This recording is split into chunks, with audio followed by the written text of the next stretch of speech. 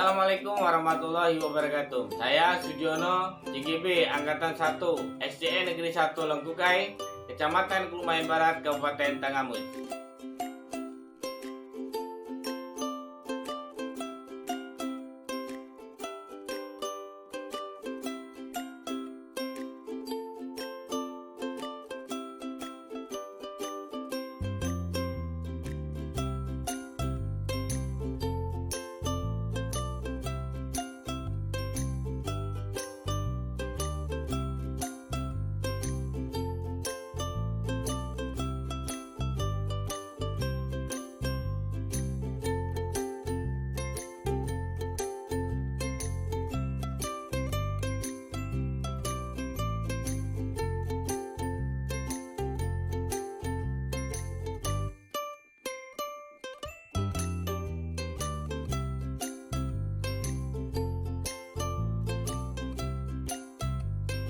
Pada saat ini saya akan melakukan praktek coaching sebagai salah satu syarat atau tugas dari modul 2.3.5 dengan model Delta. Pada kesempatan ini saya berangkat agak pagi tetap di jam yang biasanya Pak. Sugiono sebagai coach, berangkat jam 6.30 Pak. Dan Irma Fatmasari sebagai pengamat.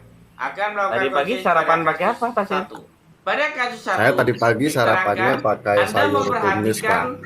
Seorang murid yang sayurnya tidak sayur mau tumis, bekerjasama dengan teman-temannya. Dia lauknya selalu lauk memiliki alasan telur, seperti tidak cocok telurnya digoreng, atau dengan alasan lain. Dia gorengnya memilih bekerja sendiri gorengnya dan mengumpulkan bentuknya tugasnya sendiri. bulat, Dan hasil dikumpulkan kata secara orang-orang mandiri itu telurnya itu selalu telur gorengnya itu mendapat telur nilai mata bagus. sapi Pak. Bagaimana Anda menyikapi hal ini? Pasti enak sekali itu.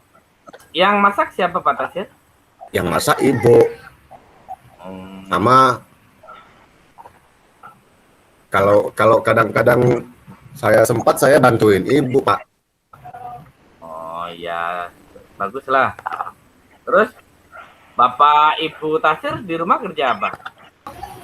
Bapak petani Pak, petani. Oh ya petani. Nyawa, terus ke kebun itu. Karena kebunnya dekat, sawahnya juga lumayan dekat gitu. Kalau ibu di rumah aja Pak. Karena kalau ibu di rumah itu buat kue untuk diiderin. Di ini ya didagangin di tempat saudara atau di warung. Tapi Bapak Ibu sehat di rumah? Sehat semua Pak, alhamdulillah sehat. Kalau ibu itu, ibu memang sudah ada kendala di kaki. Ya, kadang-kadang kumat, tapi sekarang alhamdulillah sudah jarang kumatnya. Pak, penyakitnya bawaan apa gimana? Ibu itu sekitar 2 tahun yang lalu Pak, mulai penyakitnya. Biasa udah tua Pak. Oh iya. Kalau penyakit tua kan biasanya penyakit kaki, sakit gitu kan. Iya. Tapi makanya kalau lagi kumat tuh kasihan Pak. Ya. Sholat aja itu kadang nggak bisa berdiri, sholatnya sholat duduk gitu. Makanya kalau ibu lagi kumat itu ya berabe kita ngerjain apa-apa itu bukan ini ibu yang ngerjain. Baguslah itu sebagai bukti kebaktian seorang anak kepada orang tua. Iya. Terus Tasir di rumah berapa bersaudara? Oh saudara, saya ada 2 Pak. Saya anak pertama, adik saya 1. Terus kegiatan Tasir setelah pulang ke rumah apa saja? Kalau pulang sekolah? Pulang sekolah Pak. Kalau pulang sekolah kadang-kadang saya kalau bapak lagi di kebun itu saya nyusulin bapak Pak. Jarang saya kalau mau main sama kawan-kawan itu nyusulin bapak ke kebun itu. Kalau bapak lagi di sawah nyusulin kadang-kadang. Kenapa? Kadang-kadang bantu ibu di rumah gitu. Kenapa nggak ikut main sama teman-temannya? Kan biasanya anak seumuran ini kan banyak bermain-main dengan teman-temannya. Males. Males lah Pak. Enakan di rumah, nonton TV atau belajar. Capek Pak. Mereka ya kadang-kadang banyak yang usil. Ya, di rumah aja lah. Terus kalau di sekolah gimana? Teman-temannya gimana kalau di sekolahan? Gimana Pak? Oh, kalau di sekolah Kalau teman-teman di sekolah gimana? ya baik-baik aja Pak. Saya kalau di sekolah ya berteman dengan mereka. Baik-baik aja kok, mereka baik-baik. Mungkin ada nggak teman yang mungkin dibenci atau yang paling disukai? Ada nggak? Ada nggak teman yang paling dibenci atau yang paling disukai lah menurut Tasir itu ada nggak? Oh. Nggak ada Pak, saya nggak ada yang saya benci, mereka baik-baik semua. Semuanya sama ya? Iya baik. Terus ini Bapak mau tanya ini, menurut Tasir apa sih arti pertemanan? Oh, arti teman Pak? Iya. Oh, teman itu yaitu teman yang kita kenal, terus teman yang selalu ada di sekitar kita Pak. Terus teman yang ketika bermain kita bersama, teman yang memang teman itu yang nggak melukai, teman itu nggak bikin nangis, itu teman Pak. Kalau kita ke kali itu ya, Terus kalau kita ke kali bersama dengan teman, bareng-bareng ya. Bareng-bareng. Terus ada nggak? Kadang-kadang bawa nasi ke kali Pak. Nasi. Oh ya, makan bareng. Bawa nasi bareng-barengan, tuh makan barengan di kali. Ya. Pernahkah Tasir kerjasama dengan teman-temannya gitu? Pernah Pak. Pernah ya. Bahkan sering kalau kerjasama. Gotong royong kan. Terus apa yang dirasakan Tasir ketika melakukan kerjasama dengan teman-temannya? Yang dirasakan? Males tapi Pak. Males. Males banget. Kenapa gitu? Ya kalau di kelas, kerjasama di kelas saya Pak ya, itu kerjasama yang di belajar, males lah. Mereka itu. Kenapa itu? Kalau kerjasama di kelas itu, kalau belajar, makanya kalau kerjasama, tapi kalau kerja gotong royong saya mau Pak. Kerja nyangkul paret mau, saya kerja mungut sampah mau. Kalau kerja bareng ini belajar nggak mau lah. Mereka itu cuma ngobrol sana sini aja. Terusnya saya sendiri yang ngerjain. Saya kan jadi males Pak. Oh. Kalau kayak gini mending saya kerjain sendiri aja lah. Gitu. Terus menurut Tasir kerja sendiri dengan kerja kelompok gimana? Ya kalau kerja sendiri hasilnya kan untuk sendiri Pak. Kalau kerja bareng itu sama-sama, hasilnya juga sama-sama, ya dibagi-bagi kan. Ya. Kalau kerja ini kerja sendiri aja. Misal gini, Ya Pak. kita mengerjakan piket, piket kelas, membersihkan kelas. Kalau dikerjakan sendiri dengan dilakukan bareng teman-teman, itu gimana hasilnya? Hasilnya lebih cepat yang dilakukan bareng Pak. Ya karena bareng-bareng lebih cepat dia Pak. Berarti baikan mana antara kerja sendiri dengan kerja kelompok?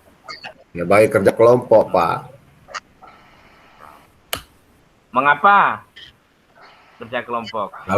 Kalau kerja kelompok itu kerjaannya jadi cepat selesai Pak.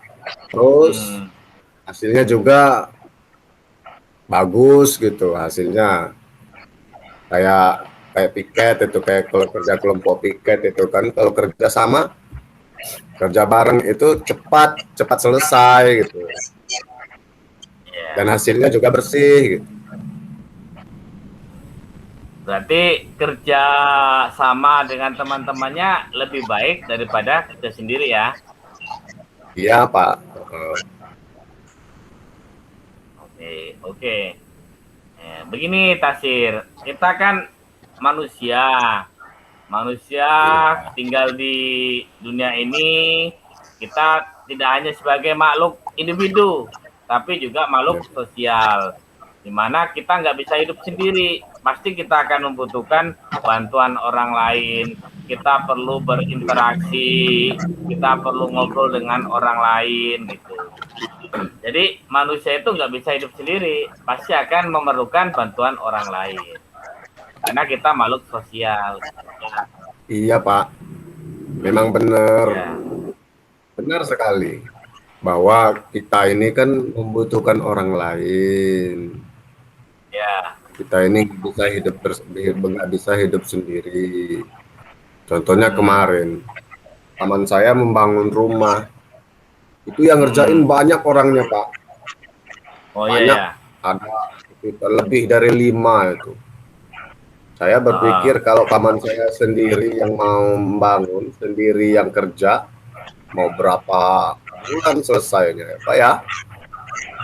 Iya ya. Nah betul itu. Itu kan salah satu contoh yang ada di sekitar kita bahwa kita tidak bisa hidup sendiri. Pasti akan perlu bantuan orang lain. Contohnya banyak kok. Mesti kita gotong royong kan harusnya orang banyak. Nah sekarang apakah Tasir mau bekerja sama dengan teman-temannya dengan contoh-contoh di atas tadi? Insya Allah Pak, saya mau Pak. Insya Allah saya amin ya rabbal alamin. Bekerja sama dengan teman-teman Pak. Ya. Amin. Semoga dengan kita bekerja sama dengan orang lain kan banyak manfaat yang kita peroleh. Seperti pekerjaan mudah dan cepat terselesaikan dengan cepat. Terus kita juga tidak merasa sendiri karena ada teman yang ada di samping kita gitu. Iya Pak. Saya baru menyadari kalau kita butuh orang lain, baik di rumah, sekolah, maupun di masyarakat. Ternyata apa yang saya lakukan selama ini salah. Mulai hari ini saya akan memulai untuk bisa berteman dan bekerja sama dengan yang lain Pak. Ternyata kebersamaan itu. Pokoknya semangat Pak Tasir. Semangat pokoknya, semangat. Ya, Bapak doakan semoga kedepannya Tasir menjadi orang yang lebih baik, mau bekerja sama dengan teman-temannya. Terus pokoknya bisa lebih baik lah. Bisa menjalin kerjasama dengan teman-teman dan mau bekerja kelompok dengan teman-temannya. Iya Pak, terima kasih atas nasihatnya Pak. Nah ini assalamualaikum warahmatullahi wabarakatuh. Assalamualaikum warahmatullahi wabarakatuh. Waalaikumsalam warahmatullahi wabarakatuh. Dari hasil pengamatan saya, coach yang dilakukan oleh Pak Dion kepada Pak Tasir pada langkah pertama yaitu yaitu modal kita tujuan menyampaikan tujuan coaching, di situ sudah disampaikan secara jelas saat Pak Dion menanyakan apa yang menjadi masalah, kemudian identifikasi yaitu memberikan pertanyaan dan umpan balik mengarah pada identifikasi potensi coach tadi juga sudah terlihat ya saat memberikan pertanyaan-pertanyaan apa yang dirasakan, kenapa kok dia tidak mau ikut partisipasi dalam kerja kelompok tadi. Kemudian untuk rencana aksi, memberikan pertanyaan-pertanyaan dan umpan balik mengenai aksi Koci dalam menyelesaikan permasalahan tadi, itu saat Pak Dion itu memberikan pertanyaan yang mengarahkan pada Pak Tasir untuk menyampaikan apa sih langkah selanjutnya, itu juga sudah terlihat. Dan yang terakhir adalah memberi tanggung jawab, memberikan pertanyaan umpan balik mengenai komitmen Koci dan menjalankan aksinya, itu tadi terlihat pada saat Pak Dion itu mengarahkan Pak Tasir untuk bisa melakukan apa sih rencana ke depan supaya Pak Tasirnya itu bisa ikut serta dalam kegiatan kerja kelompok bersama. Mungkin itu yang bisa saya tangkap dari apa yang disampaikan atau coaching yang dilakukan Pak Sudiono dan kepada Pak Tasir. Terima kasih. Assalamualaikum warahmatullahi wabarakatuh. Waalaikumsalam warahmatullahi wabarakatuh. Terima kasih Anda telah menyaksikan video coaching dengan kasus tersebut. Saya Ari, assalamualaikum warahmatullahi wabarakatuh.